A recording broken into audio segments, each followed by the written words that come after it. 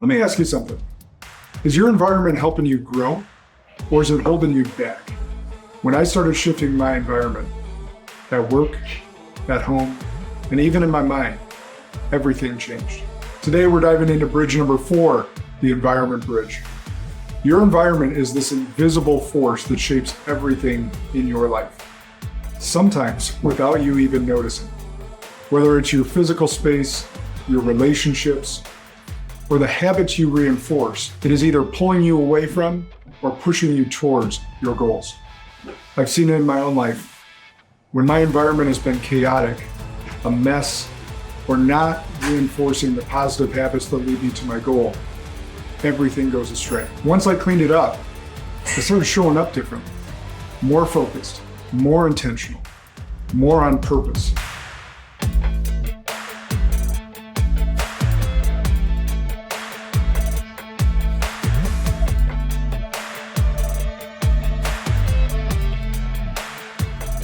One of the biggest areas of my environment that I wasn't paying attention to as I got to the tippy top of my career was my physical health. It was 2016, I remember as clear as day. I've reached the mountaintop, I've bought a large financial firm, and I'm on cloud 9. Except there was one thing missing. I had let my physical health go. I never gotten morbidly obese or anything of that nature, but I didn't have an intentional focus around my health. I went to a conference, my good friend was putting on a boot camp, and he asked us a really important question about our vision. Now, most people in that room were writing down visions of business, of grandeur, of different things, the different goals they wanted to hit. Mine was really different. Mine was this: I want to be able to walk my 3 girls down the aisle someday. Now, I know I'm not entirely in control of that, God is. That being said, I had to do everything that I could do to be healthy and to be able to fulfill that dream. And so I started taking control of my health. I got my blood work checked, realized that my hormones were off, specifically my testosterone. I started seeing a personal trainer, started showing up to the gym every single day. And that's been an evolution over the last 8 years. So the body, the person that you see today showing up was far different from 2016. In 2024, I can tell you that I'm in better shape than I was in my 20s. When I show up, my body, my persona speaks a level of discipline without even saying a word. And thus showing up every single day, creating the environment for nutritional health, physical health. And of course, that leads to mental health. So that was something in my environment that I needed to change to show up to be the best version of myself so that I could be the best version for others. And I think that should be a goal for all of us. We should all be striving, especially if we're in a leadership role, a role for service of others, to be our best selves so that we can show up in service of others and be the best for them, for your family, for those that you lead, for your employees, for your team members. You can only do that when you have the energy to do all of that you have to do. All the work tasks, all the family events, all the work events, networking and otherwise. To get big dreams and hit big goals, you need big energy. And if you're not physically fit, you're not going to have the energy to hit it. So that was one thing in my environment that I needed to change. Another area is getting the right mentors and the right people around you.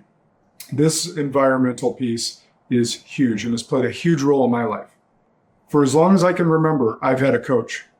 From my football playing days to business days. I've had at least one coach in my life every year I've been in business. Sometimes 2, sometimes 3, sometimes 4. And they can be all different areas. So I have 2 business coaches currently. I consider my personal trainers, physical coaches. I have groups that I'm a part of, my Bible study, my mastermind group. These are people that pour into my lives that help me see blind spots, that help me grow in areas that I haven't yet been down that path, but they have, and they help me grow in those areas. The right relationships and treating them will elevate you to levels that you would have never seen without them.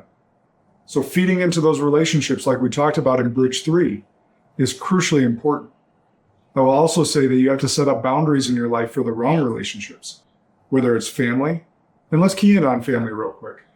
Because we're born into a family And then we think that we have to stay involved with certain family members for the rest of our lives.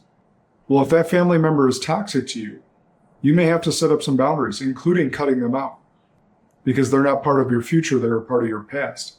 There may be some longtime friends that don't fit your version of the future that you have to cut. And as hard as that is, it is crucially important that you do so because it's part of your environment. And if you're setting up an environment for success, you need to cut certain people out. You need to keep them at arm's length.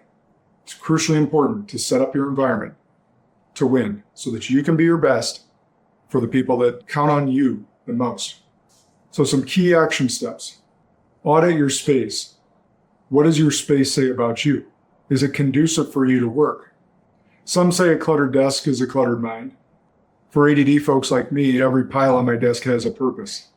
For others, they may need a completely cleaned off desk, completely uncluttered space so that they can focus. But what does your workspace say about you? Conducive for you to bring out your best. Next, audit your circle. The 5 people that you spend the most time with, are they feeding into your life or are they sucking the energy out of your life? If they're feeding into your life in a positive manner, you're already winning. And you know how important those people are to you.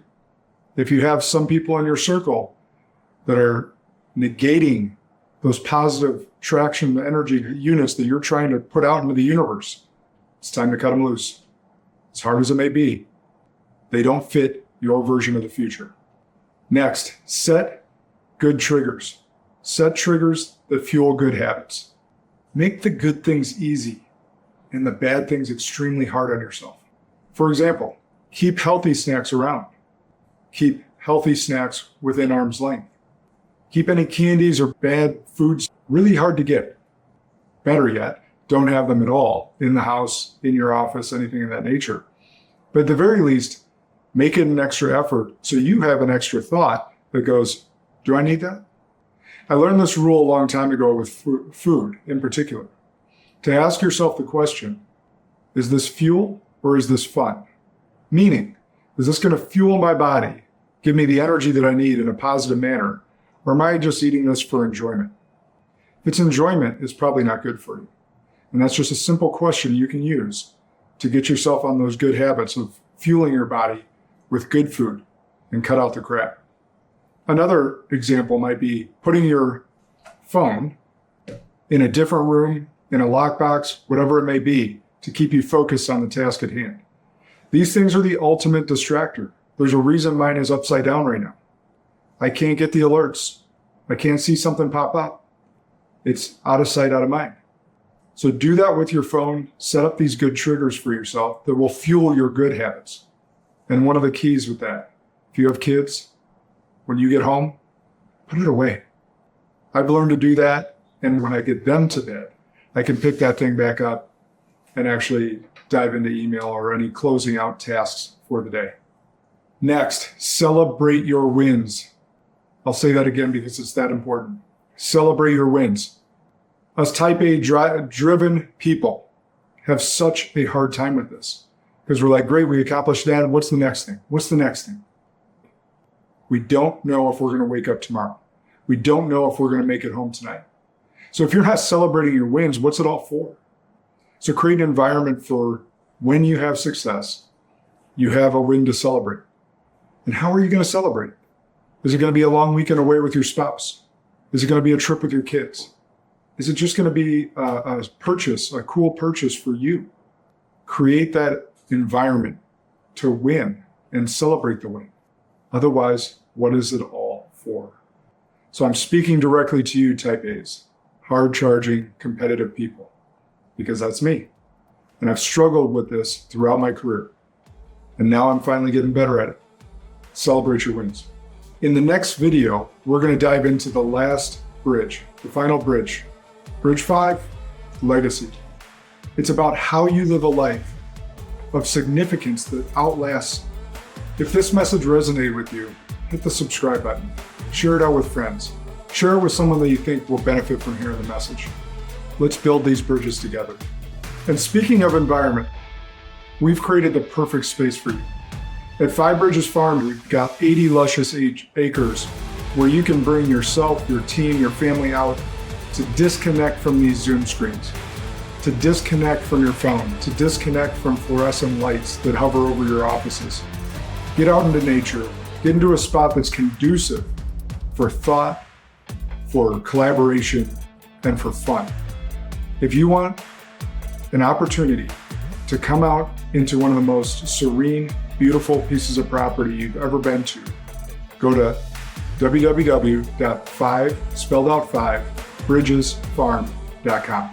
We'd love to host you, ideate whatever is on your mind, look at the space, and come up with a grand vision to host you, your team, or your loved ones here anytime.